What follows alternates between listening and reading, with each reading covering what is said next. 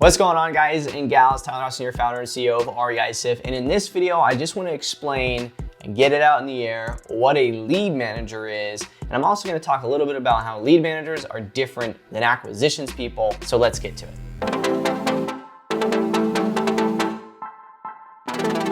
All right, so one of the biggest questions that I see inside of the REISift Mastermind community on Facebook, you can head over to Facebook and just type REISift Mastermind community, request access, and you guys can see all the questions too, as well as get a bunch of awesome free value.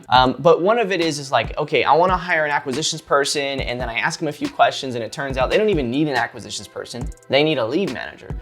So I figured we'd do a quick video on explaining what is a lead manager and where do they fit inside of your company, because a lot of individuals are giving up a ton of revenue trying to hire an acquisitions person and they don't work and it's just a mess. So let's talk a little bit about what is a lead manager first. A lead manager is an individual, be it male, female, or a virtual assistant or someone locally in your company.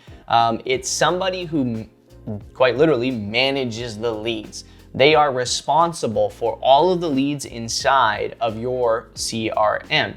For example, let's just say a direct mail inbound lead comes in and you go to your CallRail account and you see there's a voicemail. Who's handling that? See, where a lot of companies mess up is they end up actually having acquisitions people managing that, and it's kind of like a free-for-all thing, and that's totally wrong. It's a lot of wasted time for an acquisitions person. Acquisitions individuals are much higher salary type individuals or much higher commission bases, so they should not be doing those tasks. Most of the time, you as the founder of the company or you as the individual who knows sales well can do that job for a very long time.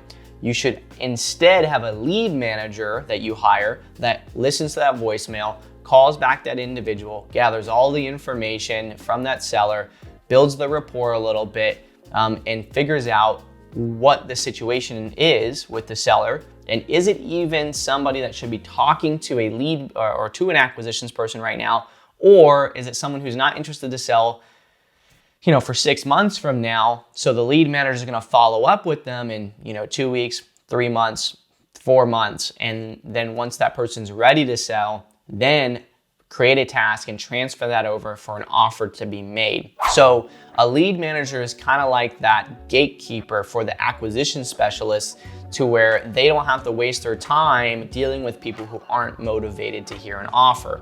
If someone wants to hear an offer, period, right, then that's fine. You can gather the information and the lead manager can kick it over to an acquisitions person and they can go ahead and just shoot an offer. Even if that person isn't super highly motivated, they can still present an offer. So your lead manager needs to be really good at like a traditional objection handling for information gathering. They need to be good at completing tasks and follow-ups. REISift has an amazing task management system to keep people on track for your lead management, making sure that people are handling all their leads and scheduling out those leads and all that good stuff. And also, once that lead is ready to be sent to an acquisitions person, that lead manager can simply create a task, which you can use a task preset for that. For example, it gets scheduled for the acquisitions person. They get notified they have to make an offer. They look at the notes from the lead manager, they call that individual, they make the offer, and so on. But the lead manager has to be good at that organization.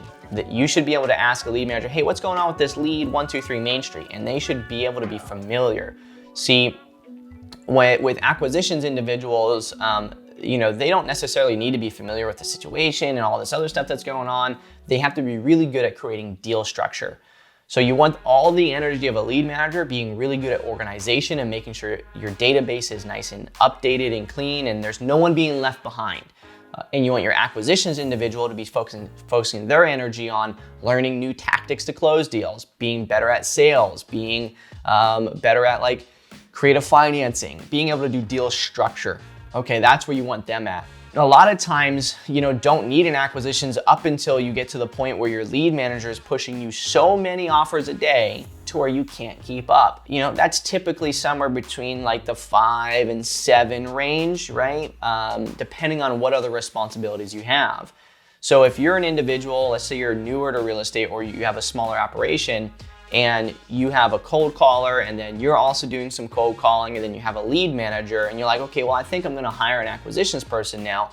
Well, if you don't have, much like I've talked about in previous videos, an understanding of how much money that person can make, then you shouldn't really hire an acquisitions person yet, because you have to understand how many offers, how many times does a lead manager have to kick over an offer to you as an acquisitions person before, okay, money is made. Because if that's like, say, 5 offers and then you get a contract and it takes 5 contracts to get a closing or whatever the situation is, you have to be able to paint that picture and say, okay, cool, over the last 3 months, my lead manager is doing really good at generating leads, with follow-up and new inbounds. They're gathering information, they're finding people who are really ready to get an offer.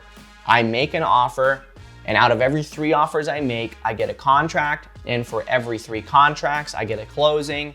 So over the course of the month, I'm getting 3 contracts closed, which equals X amount of revenue. So if I hire an acquisitions person, I pay them on a commission basis, or I pay them salary, what am I gonna be left with? Or what can I promise this individual is gonna get in commissions and to be able to survive? Most people hire an acquisitions person before they even have that information.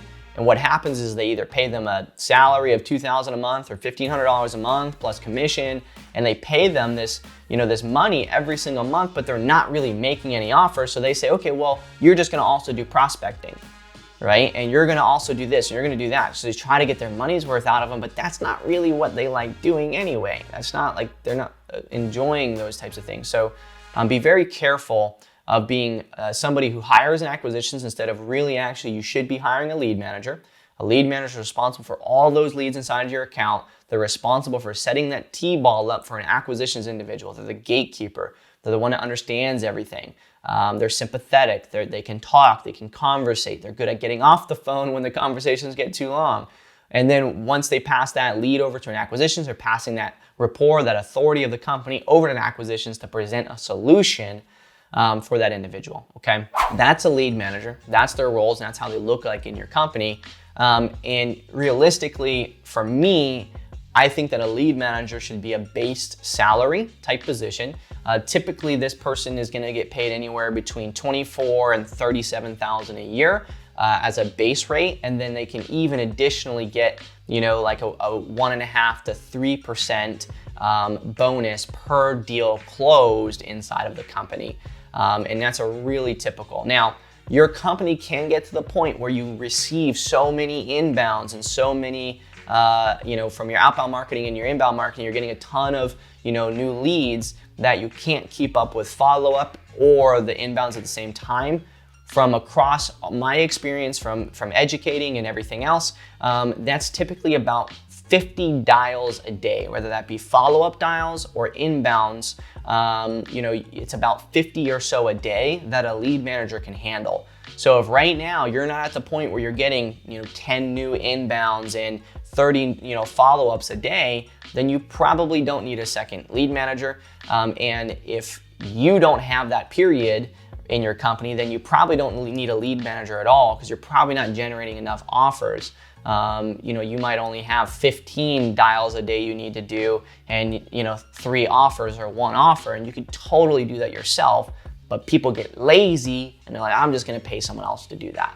And then they spend a bunch of money and it just doesn't make any sense. So that is lead managers. That is kind of the difference on if you should get a lead manager in acquisitions right now. And hopefully at least this gives you a good footing on self-evaluating what your company is doing versus what you should be doing. One of the biggest things I hate to see is when there's like a company that has no lead managers, but like 6 acquisitions people. They're paying the 6 acquisitions a lot of money, when in all reality, they can fire 5 of them, have 1 or 2 lead managers and 1 acquisitions, increase their net profits because they're not paying out so much commission, or increase that one person's salary that's your stellar acquisitions person. You just don't need very many. One acquisitions person can make 5 to 10 offers a day, depending on how many inbound offers are coming in, and one lead manager can handle that. Hopefully this helps. We do have a resource coming for a lead management process flow inside your REISift account, what tasks to do and all that other kind of stuff, what their daily routine looks like. And of course, as always, we're gonna give that to you guys because we love you. For now though, check the links in the description. Make sure you subscribe, thumbs up, and let's continue to build companies that convert more prospects to leads and more leads to revenue, doing it in the most efficient way possible. Peace.